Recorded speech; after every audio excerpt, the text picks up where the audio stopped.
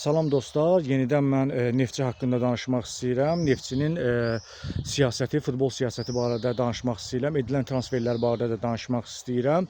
Neftçi bildiyiniz kimi Horini saxladı, Alexi saxladı, Ozobiçlə müqaviləni uzatdı, yaşlı Ozobiçlə və dayağa bir Sessini aldı. Daha sonra transferlər olacaq. Ümumiyyətlə Ohori mənə görə yəni həvəskar bir futbolçu təsiri bağışlayır. Neftçini nə dərəcədə gücləndirəcəyinə ümumiyyətlə indi də şübhəm var. Həmçinin də Alex formasından çox uzaqdır. Ümumiyyətlə bu Neftçiyə xeyir verəcəkmi, verməyəcəkmi ümumiyyətlə mənə də çox maraqlıdır və bu heyətlə Neftçi nə edəcək? Edilən transferlərə baxın, Höcəti göndərdilər, Baueri göndərdilər. Əvəzində isə Murad Xaçayevi dəvət ediblər Neftçiyə, daha sonra Elvini dəvət ediblər Neftçiyə. Halbuki Elvin və Murad Neftçinin müdafiəsində gücünə güc qatacaq futbolçular deyirlər. Onların yerinə elə Höcəti saxlasaydılar ondan 1000 dəfə yaxşı idi.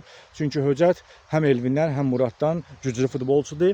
Daha sonra qışda alınmayan, transferi alınmayan Reza Bağlanı dəvət edildilər. Halbuki Reza Bağla da Sumqayıtda, yəni ortaba bir futbolçu təsir bağışlayırdı, 10 nömrə idi və o Neftçinin gücünə güc qatacaqmı?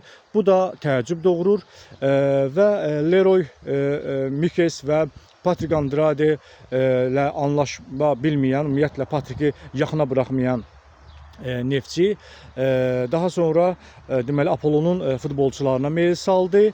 Halbuki o futbolçular da Apollonda belə əsas heyətin üzvləri deyildilər və burada belə görsənir ki, yəni Neftçinin transfer siyasətindən bu görsənir ki, yəni Kamil Məmmədov, yəni əvvəldən də demişdim, nə qədər ki Kamil Məmmədov, Zaur Əzizov oradadır, Neftçinin siyasətində, futbol siyasətində heç nə dəyişiklik olmayacaq və göründüyü kimi də yəni futbol siyasətində, transfer siyasətində heç bir dəyişiklik yoxdur.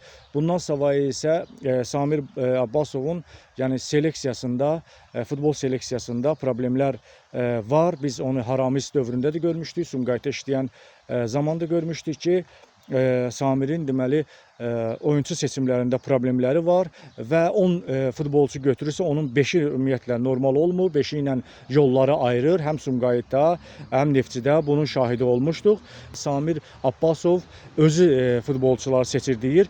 İnanın ki, yəni seçilən futbolçular Neftçini gücləndirəcək. Yenə də mənim ümumiyyətlə şübhəm var. Çünki hücumda Belkeyirdən yapışıblar, durublar ki, mütləq surətdə bu futbolçu alınmalıdır. Yəni ondan başqa ümumiyyətlə hücumçu yoxdurmu? Samir Abbasovun yenə deyirəm ki, yaxşı düşünməlidir. Çünki 5 turdan sonra Neftçinin məğlubiyyəti olanda bir nömrəli səbəbkar o olacaq.